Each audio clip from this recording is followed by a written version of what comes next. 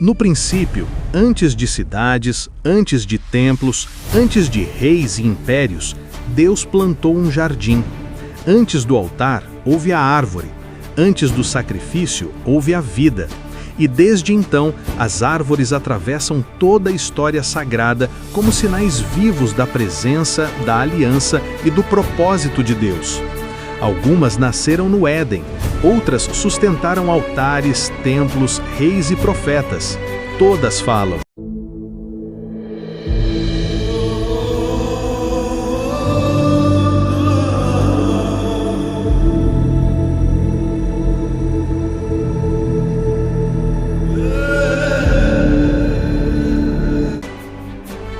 A oliveira é símbolo de unção, paz e presença do Espírito Santo.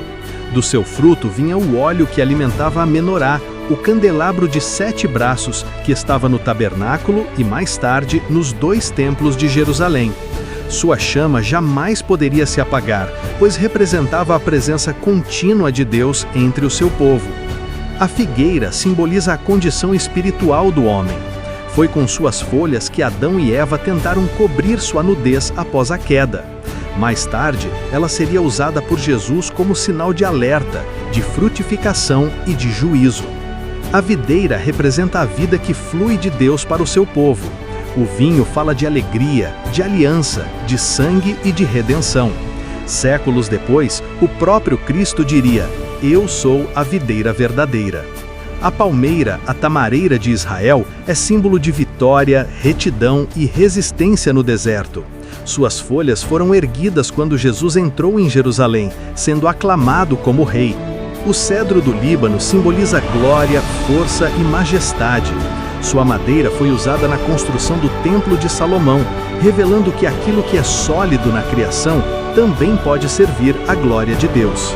O carvalho representa força e decisões espirituais. Em sua sombra, altares foram erguidos, tanto ao Deus verdadeiro, quanto, em tempos de desvio, a falsos deuses. A amendoeira é símbolo de vigilância, escolha divina e objetos sagrados. Para provar quem era o verdadeiro sacerdote, Deus fez a vara de Arão florescer. Como sinal eterno dessa escolha, essa vara foi colocada dentro da Arca da Aliança. Mas também era símbolo de um objeto sagrado. A menorá deveria ser feita com formatos de flores de amêndoas. Isso revelava que a amendoeira também estava simbolicamente dentro do próprio candelabro, apontando para a vida, a luz e a vigilância espiritual. A romanceira simboliza vida, fertilidade e abundância espiritual. Suas figuras estavam nas vestes do sumo sacerdote, representando o povo de Deus diante da sua presença. A acácia, junto com a cássia usada no óleo da unção, representa santidade e incorruptibilidade. A Arca da Aliança, o altar e os utensílios sagrados foram feitos de sua madeira. O cipreste foi usado em portas, estruturas e obras do templo. Representa durabilidade, proteção e permanência. Mas antes de todas essas árvores servirem à adoração, houve um jardim. E plantou o Senhor Deus um jardim no Éden. Ali, Deus andava com o homem. Não havia templo, porque o próprio jardim era o santuário. Não havia sacrifício, porque não havia pecado. Não havia morte, porque a vida reinava. No centro do jardim estavam a árvore da vida e a árvore do conhecimento do bem e do mal. 4 rios saíam do Éden e regavam a terra, revelando que aquele lugar não era apenas espiritual, mas também real. Segundo antigas tradições judaicas, o Éden não era apenas um jardim comum.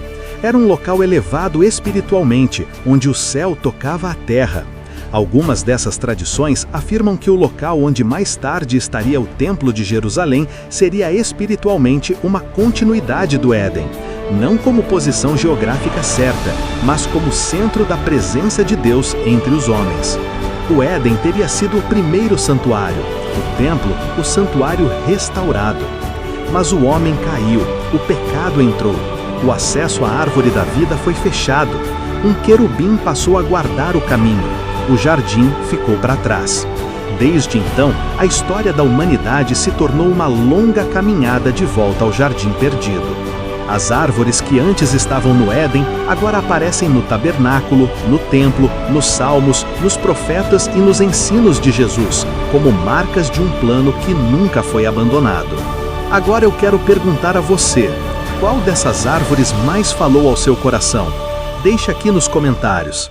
E no próximo episódio, essa jornada continua, do Jardim da Vida para o Jardim da Agonia, do Éden ao Getsêmani, onde a vitória final começaria a ser decidida. Curta, comente e compartilhe para mais conteúdos e documentários da TCN, TV Cristã News.